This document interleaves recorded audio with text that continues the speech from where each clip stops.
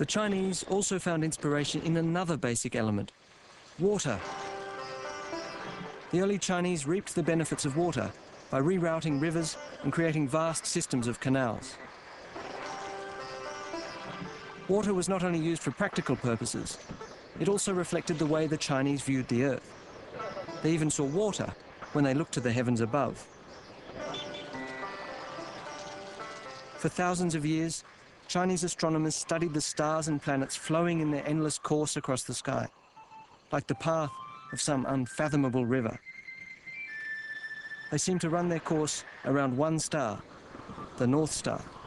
Because the North Star's position remained constant, the Chinese used it to map the location of every other star in the sky.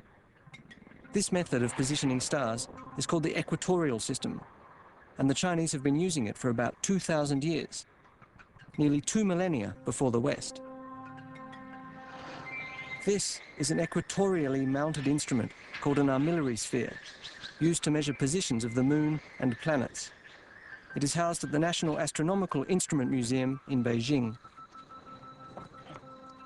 This is where modern astronomy begins. For the system used here, of the equatorial armillary, is the same system adopted by Western astronomers and which is still used today in modern observatories. The difference being, of course, is that we have a great big whacking telescope with which to see the stars. But in its day, this was state-of-the-art. The armillary is lined up with the North Star.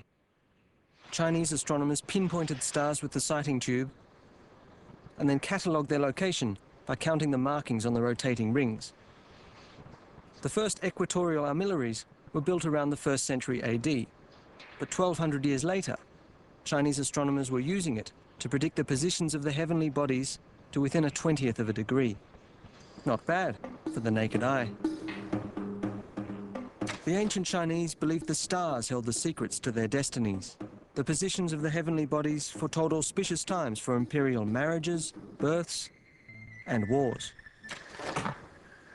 The imperial stargazers carefully studied the sky for signs and along the way made many astronomical discoveries. Like this supernova that formed the Crab Nebula in 1054 AD. In fact, the Chinese were the very first people in history to recognize and record supernovae. They called them guest stars because they shone brightly for a few weeks and disappeared. Modern astronomers learned from these supernova records about the births of certain nebulae.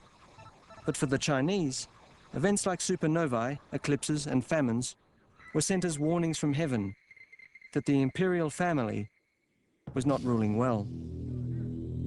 Emperors sought to connect events on Earth with those in the heavens. Failed crops or famine could mean the end of a dynasty, but so could unpredicted eclipses. The emperor relied on his astronomers and astrologers to predict heavenly events to help him avoid earthly disasters.